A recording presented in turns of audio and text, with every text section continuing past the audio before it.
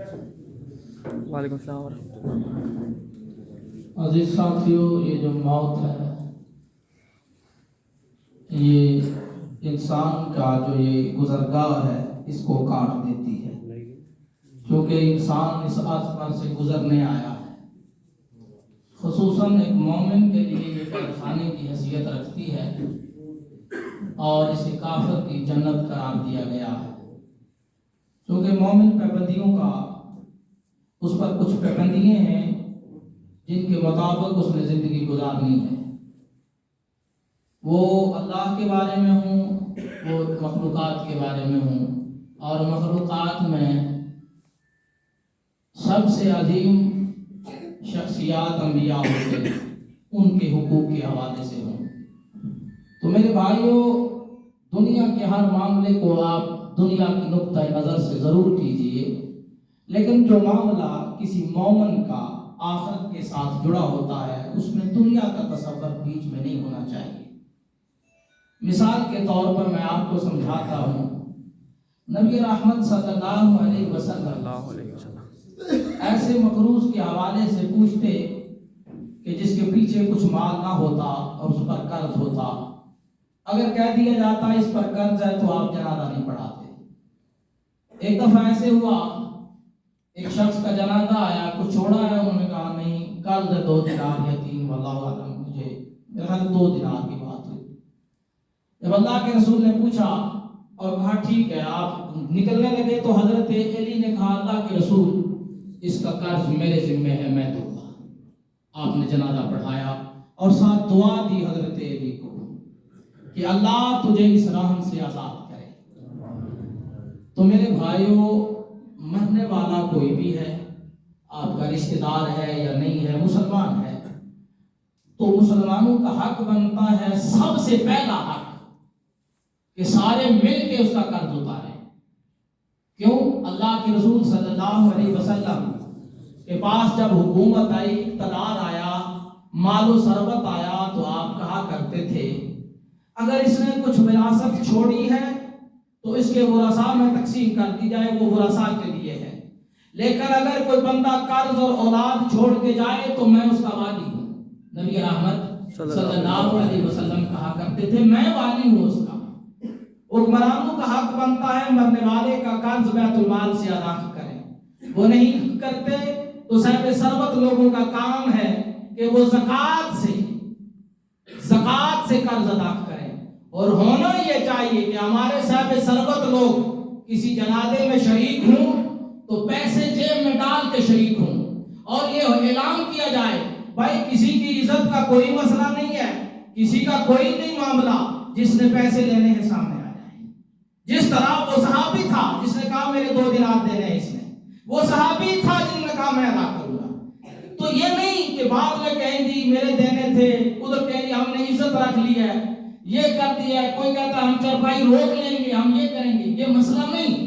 جس نے قرض لینا ہے میت کا، اگر وہ سامنے نکل کر کہے کہ جی میں نے اس سے پیسے لینے ہیں، تو اللہ کی قسم وہ احسان کر رہا ہے میت پر، وہ احسان کر رہا ہے۔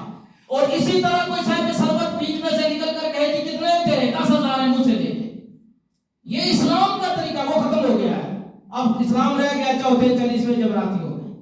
وہ یہ کوئی احسان نہیں ہے میت پر یہ احسان ہے کہ مرنے والے کے ذمہ کوئی قرض ہو، کوئی سامنے آئے، جب پوچھا جائے کوئی لین دین کا مسئلہ ہے تو کہا جائے جی ہاں ہے میرے پاس، غیر حاضر نہیں ہے، کبھی آتا ہے تو صاحب ثروت لوگوں کا کام ہے کہ قرض ادا کریں، زکوٰۃ سے ادا کریں، اور نبی رحمت نے اس کو بہت بڑا اجر قرار دیا ہے۔ کیوں؟ کہ اب جس میت کے بارے میں تم کر رہے ہو، اب آپ کو پتا ہے یہ اب ہمارے ساتھ کچھ کر سکتا گویا اس میں خالص آپ اللہ کے لیے کر رہے ہیں، اور اس میں کوئی عزت اور بےزتی کا مسئلہ نہیں۔ میں کئی ایسے جنازے جانتا ہوں، میں گیا ایک جگہ، پھر مجبوری بنتی ہے، پھر مجھے نہیں پڑھانا پڑتا، یہ میری مجبوری ہے، اسی لیے مجھے لوگ سخت کی شدت پسند بھی اس طرح کی باتیں کرتے ہیں۔ مجھے آ کے کہتے ہیں جی کہ ابا جی نے وصیت کر دی ہے کہ ہمارے ذمہ کوئی قرض نہیں ہے، میں دیکھ چکا ہوں، اور ایک دن پہلے 10 آدمی مجھ سے مطالبہ کر رہے ہیں جی انہوں نے پیسے دینے ہیں، یہ مسئلہ ہے۔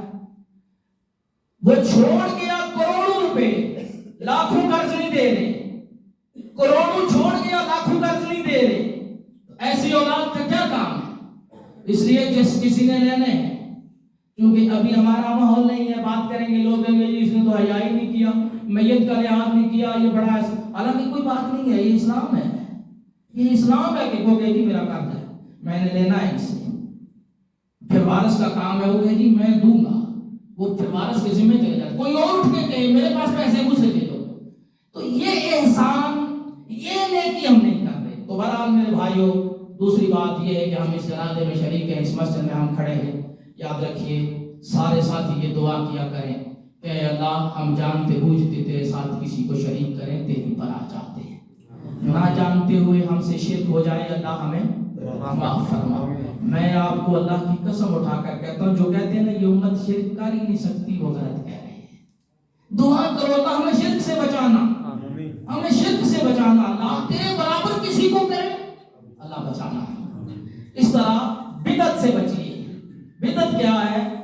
کسی کو اٹھا کر رسول اللہ کے برابر کر دینا، اپنے اب چاہے بندہ کہ جی اللہ کے رسول نے یہ کہا ہے، کہتے ہیں باپ دادا یہ کہتے ہیں، باپ دادا رسول اللہ کی برابری کے قابل ہیں، باپ دادا کو رسول اللہ پہ قربان کرنا ہے، اس لیے ہر صحابی کہتا تھا فدا کا ابیبا، میرے ماں باپ آپ پر قربان۔ کیا مطلب؟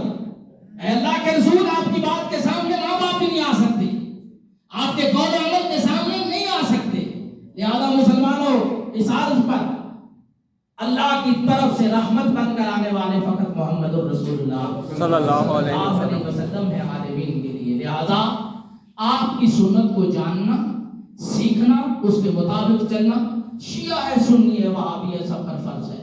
جو سنت سے کٹا وہ رسول اللہ سے کٹ گیا، جو رسول اللہ سے کٹ گیا وہ جنت کا راستہ بھول گیا۔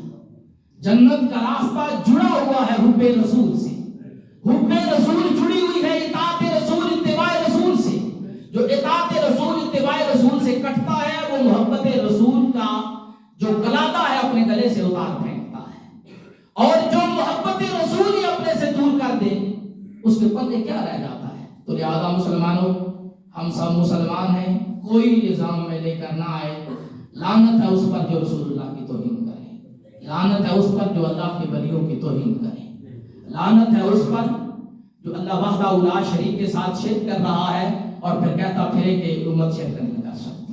اس لیے میرے بھائیوں، اللہ کی عبادت، رسول اللہ صلی اللہ علیہ وسلم کی اطاعت، اتباع اور اصحاب رسول کا فہم یہ ہم پر فرض ہے، اسی کے مطابق ہم نے زندگی گزارنی ہے۔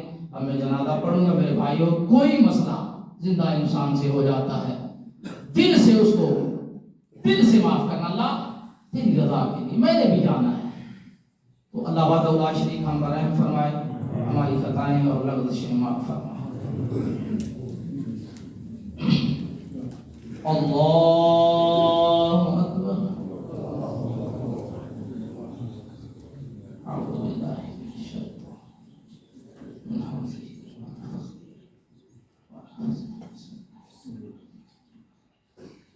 الحمد للہ رب العالمین الرحمن الرحیم مالک یوم الدین ایاک نعبد و ایاک نستعین اهدنا الصراط المستقیم صراط الذین انعمت علیہم غیر المغضوب علیہم ولا الضالین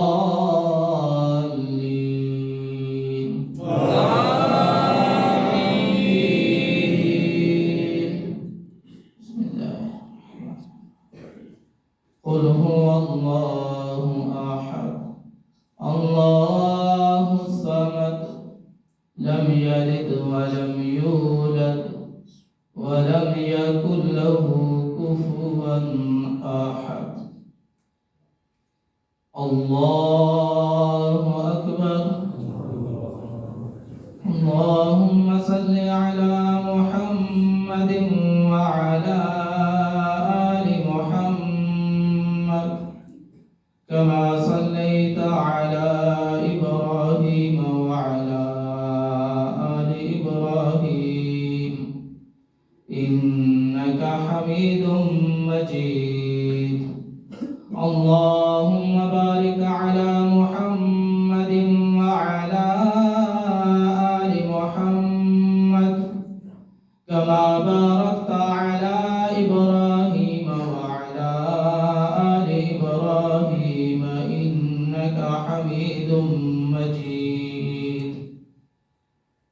الله أكبر. اللهم اغفر لحينا وميتنا وشاهدنا وغائبنا وصغيرنا وكبيرنا وذكرنا وأنثانا. اللهم من أحييته منا فأحيه على الإسلام، ومن توفيته منا فتوفه على الإيمان. اللهم لا تحرمنا أجره ولا تضلنا بعده. اللهم إن أصلم ابن مرزخان في ذمتك وحبل جوارك، فكه من فتنة القبر وعذاب النار، وأنت أهل الوفاء والحق، فاغفر له وارحمه إنك أنت الغفور الرحيم. اللهم اغفر له وارحمه وعافه واعف عنه وأكرم نزله ووسع مدخله، واغسله بالماء والثلج والبرد، ونقه من الخطايا كما نقيت الثوب الأبيض من الدنس، وأبدله دارا خيرا من داره، وأهلا خيرا من أهله، وزوجا خيرا من زوجه، وأدخله الجنة وأدخله الجنة وأدخله الجنة، وأعذه من عذاب القبر، وأعذه من عذاب القبر، وأعذه من عذاب القبر ومن عذاب النار. اللهم عبدك وابن عمتك احتاج إلى رحمتك، احتاج إلى رحمتك، احتاج إلى رحمتك، وأنت غني عن عذابه، وأنت غني عن عذابه، وأنت غني عن عذابه. إن كان محسنا فزد في إحسانه، وإن كان مسيئا فتجاوز عنه. اللهم اغفر له، اللهم اغفر له وارحمه. اللهم أعذه من عذاب القبر ومن عذاب النار. اللهم أعذه من عذاب القبر ومن عذاب النار. اللهم أعذه من عذاب القبر ومن عذاب النار. الله أكبر. السلام عليكم ورحمة الله